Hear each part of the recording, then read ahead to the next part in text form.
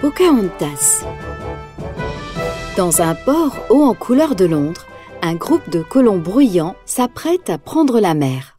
Ils mettent le cap sur le Nouveau Monde à bord du Suzanne Constant. Parmi eux se trouve le capitaine John Smith, s'exclame Thomas, un jeune marin. Il paraît que c'est un homme extraordinaire. Sur le pont, John Smith rêve déjà aux aventures qu'il vivra en Virginie, où ils vont accoster. Le dernier à embarquer est John Radcliffe, l'avide gouverneur, suivi de son petit chien Percy. De l'autre côté de l'océan, dans le Nouveau Monde, c'est un jour de fête.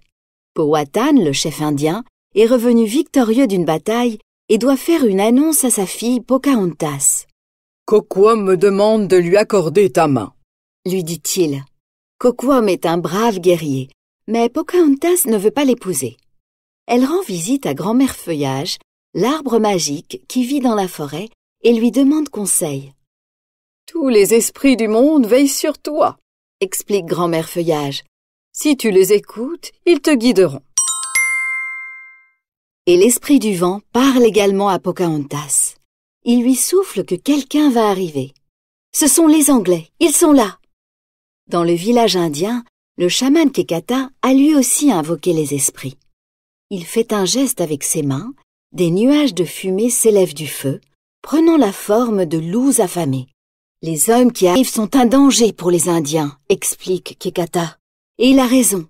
Radcliffe n'a qu'une chose en tête, trouver de l'or.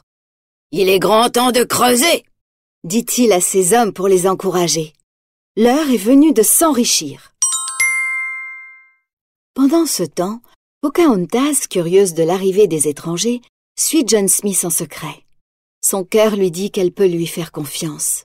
Les deux jeunes gens font connaissance et s'amusent avec Meiko, l'ami raton laveur de Pocahontas, et Fleet, un petit colibri.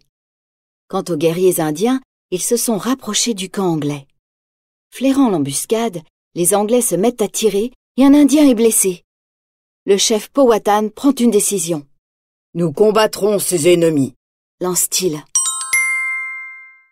Pocahontas et John se découvrent peu à peu. La jeune femme montre au capitaine les merveilles de la nature. Elle lui dit que les Indiens vivent en harmonie avec les nuages, les plantes et les animaux. « Cet endroit est incroyable !» s'exclame-t-il ébahi.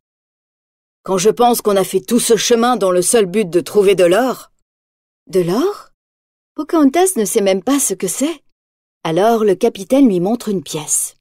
Non, la jeune femme n'en a jamais vu ici, sur sa terre. Mais elle lui offre du maïs qui pousse dans les champs. C'est de la même couleur. Les deux jeunes gens commencent à tomber amoureux. C'est alors que Grand-mère Feuillage apparaît à John.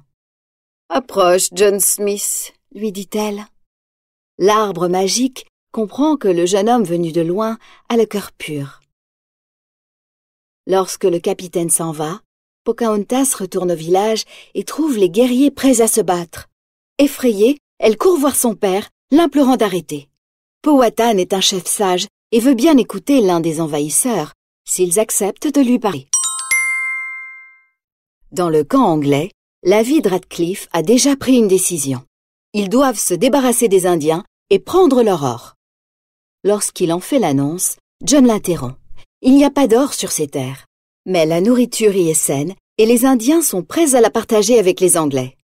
Il montre à Radcliffe l'épi de maïs que Pocahontas lui a donné. Hélas, le gouverneur ne le croit pas, bien au contraire. Il ordonne à tous ceux qui voient un Indien de le tuer sur le champ. Cette nuit-là, Pocahontas retrouve John pour le convaincre de parler à son père afin que les deux peuples fassent la paix. Et lorsque le jeune homme accepte, ils s'embrassent. À ce moment, Coquom sort de l'ombre. Il les espionnait. Il vient de voir sa future femme dans les bras de l'ennemi. Il se jette sur John. C'est alors que le jeune marin Thomas arrive et pour défendre le capitaine, il tire sur le guerrier indien et le tue. « Thomas, retourne au campement !» crie John. Les autres Indiens ont entendu le tir et accourent immédiatement, emmenant John dans leur village. Une décision est prise. Il sera exécuté à l'aube. Pocahontas est désespérée. Je ne peux t'abandonner, lui murmure-t-elle. Tu me reverras, Répond John. quoi qu'il puisse m'arriver, je serai une flamme dans ton cœur. Pour toujours. Thomas, pendant ce temps, est retourné au campement anglais et raconte ce qui s'est passé. Radcliffe tire parti de la situation. C'est le moment ou jamais d'attaquer les Indiens. À l'aube, le capitaine John Smith gît aux pieds du chef Powhatan. Le chef lève son bâton pour le tuer, mais au même moment, les Anglais arrivent au village indien, prêts à tirer. Puis le silence tombe et Pocahontas dit à son père: « Si tu veux tuer cet homme, tu devras me tuer d'abord. Regarde-les tous. Voilà où conduit le chemin de la haine et de la violence. » Ces mots touchent le cœur du chef. Il baisse son arme et les Anglais font de même. Radcliffe est furieux. Ce n'est pas comme cela que les choses devaient se passer. « Feu !» crie le gouverneur, mais puisque personne ne lui obéit, il grogne. « Bien, je vais régler ça moi-même !» Et tout se passe en un éclair. Radcliffe tire pour atteindre Powhatan, mais John bondit pour le protéger.